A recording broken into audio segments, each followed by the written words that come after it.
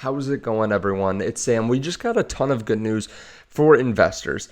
And this is coming after the Fed meeting yesterday. We got some good news today, actually 3 really good pieces of news. I want to cover that and talk about why the market is doing so well right now, because we are seeing the stock market explode. Crypto is also doing pretty well. So if you don't mind, hit subscribe, turn on that bell notification underneath the video so you can see future videos just like this one as soon as they come out, because some of it is time sensitive. There's also a link down there to New Holland. We'll talk more about that later, but I do want to thank them because they are a partner of the channel. And let's get into it. So crypto's doing pretty well, up 1.1%, Bitcoin up 0.7%. So there are some outperformers. When we sort here, XDC network doing really well, up 15%, Stellar, Pepe, Synthetic Network, Chainlink, also have Phantom, Solana's doing well, XRP is up 2% or so as well. So they're doing pretty well. The market's looking pretty good after yesterday's Fed meeting. There are also a couple things that are happening today that's making it look good, but stocks are doing even better. Google up nearly 3%, Amazon up 3.1%, Facebook up 8.25%. Apple up 1.3%, NASDAQ up 1.24%. So why is this happening? Well, Facebook is probably up because they had pretty good earnings yesterday, to be fair. Amazon, Google, also advertising companies. That could be why they're outperforming a little bit, but the whole market's doing well. And of course, this could change by the time that you see it. But Amazon or Apple is up 1.3%. They're a software and hardware company. They're not as much into advertising. The NASDAQ too is up 1.24%. And a lot of this is due to what just came out. So yesterday we had the Fed talking, and really the only thing that scared the market was that Jerome Powell said we are likely to see softness in the labor market even if they stop hiking rates, which means basically that we could see some kind of recession, or we could see an earnings recession where if people don't have jobs, they don't have money to spend at some of these companies that we're invested in, which means that they could have lower profits, could send the price down. So that is really the main fear coming out of yesterday's meeting. And that's the only thing that I think was really bad. Everything else was good. He said that they're already in restrictive territory. They've come a long way and that they can be patient. He said that they are no longer forecasting recession. That's not their base case scenario. They say that if we hiked until 2% inflation, then we would over-tighten. There are a lot of good things that they said yesterday. But the main thing, again, was that they were worried about softness in the labor market. So that's what people are kind of watching now. But today we got good jobless claims numbers, 221,000. The expectation was higher than that. It was 235,000. Last time they had 228,000. So this came in really strong. They also had a really strong GDP number. We had a GDP of 2.4%. This is higher than the expectation. The estimate was 1.8%, and previous was 2%. So this is really positive. The economy is doing well. Jobs are doing well. We have seen low inflation, which we do have some inflation data coming next. But this is setting up to be a really good scenario here. I do want to take a second to thank New Holland, though. Okay, so over the last couple months, I've been able to do something that I've always wanted to do, which is to work with a company that's local to me. Now, this is a pretty large company. They're based 5 minutes from where I used to live at my last house, but they have products across the US and across the world too. And the company that I'm working with is New Holland Brewing Company. If you haven't heard about them, you've probably heard about their beer, Dragon's Milk, or you've seen them on shelves.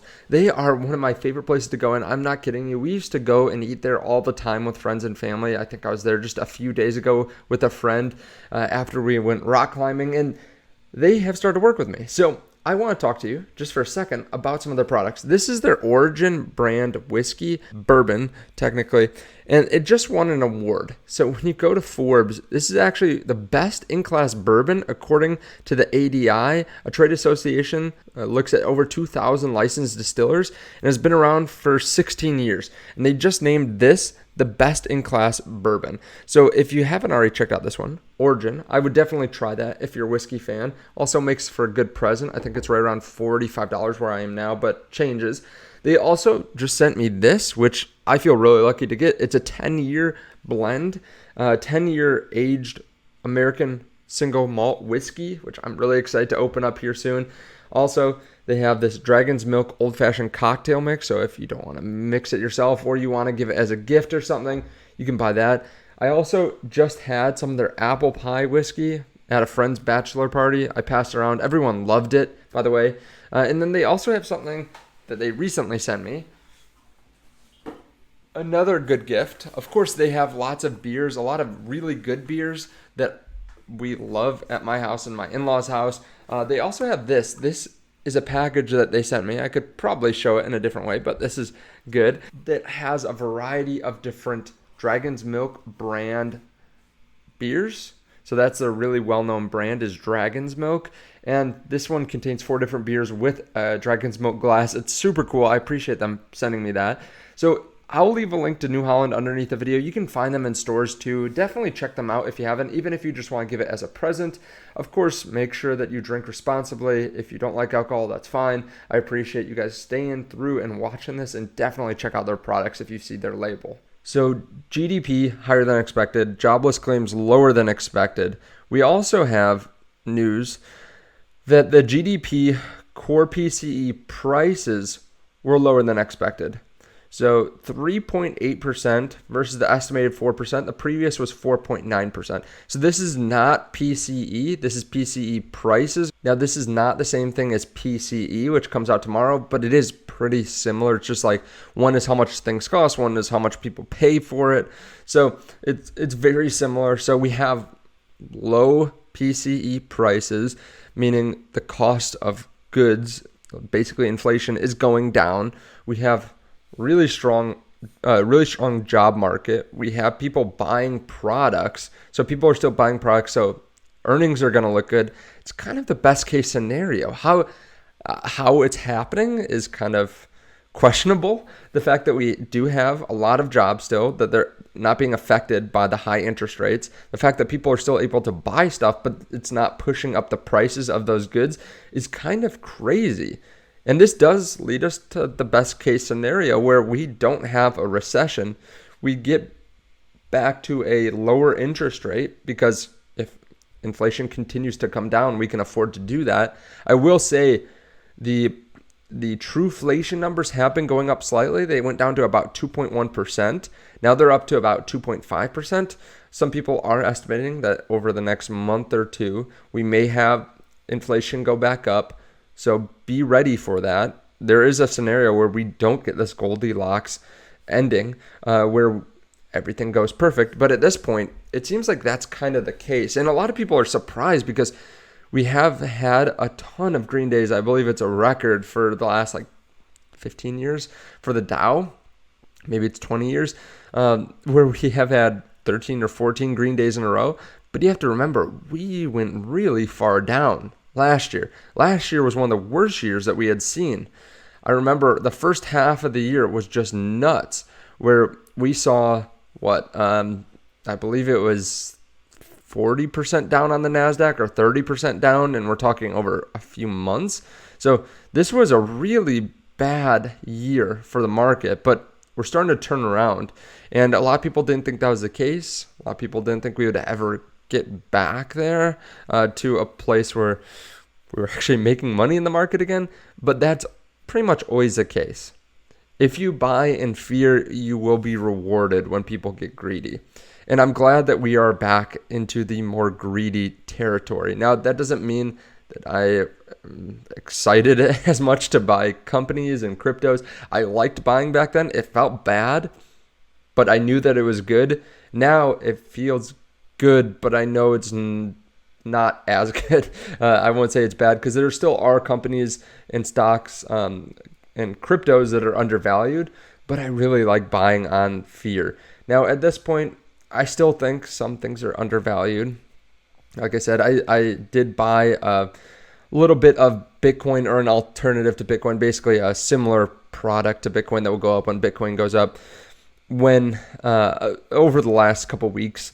So I did buy that recently. I think Bitcoin is undervalued. When you see so many NASDAQ stocks go up significantly, hit all-time highs. I mean, Apple's near $200 a share, over a $3.1 trillion company. When you see that and you see other companies doing so well, Bitcoin becomes more undervalued. And it doesn't quite move the same way as stocks. Like stocks have good earnings and can move up 8 or 10%. Bitcoin doesn't have any good earnings. Basically, it moves up with the market, but it really moves up with liquidity. And we have seen liquidity go down overall over the last year or so. So while that is the case, Bitcoin will probably be suppressed in price. But if they're talking about lowering interest rates next year, and they're talking about doing that towards the beginning or maybe the end of the first quarter, that coincides with the Bitcoin halving, that coincides with when a lot of other ETFs might be approved. And then I think we have this explosive move. There has to be something that shakes out more investors in crypto. And some of that is just the fact that it's not moving much right now. I think that does force some people just to get bored and then they leave when they really shouldn't, because so many good things are happening behind the scenes. So I'm pretty excited about it. I like where the market's going. I like where the economy's going. And I do like this. Robert Kennedy Jr. bought 14 Bitcoin for his 7 children. I've decided to put my money where my mouth is and bought 2 Bitcoin for each of my 7 children. Now, he's been making this a political thing. I don't know if Bitcoin really needs to be political. I think it's helpful that there are some people that are fighting for it. But obviously, he's trying to get votes here. If he's just buying Bitcoin now, he could have bought it over the last 13 years, but now that he's running for president, he's trying to get votes. He knows that Bitcoin owners are pretty wealthy, pretty smart individuals. There are more of them all the time.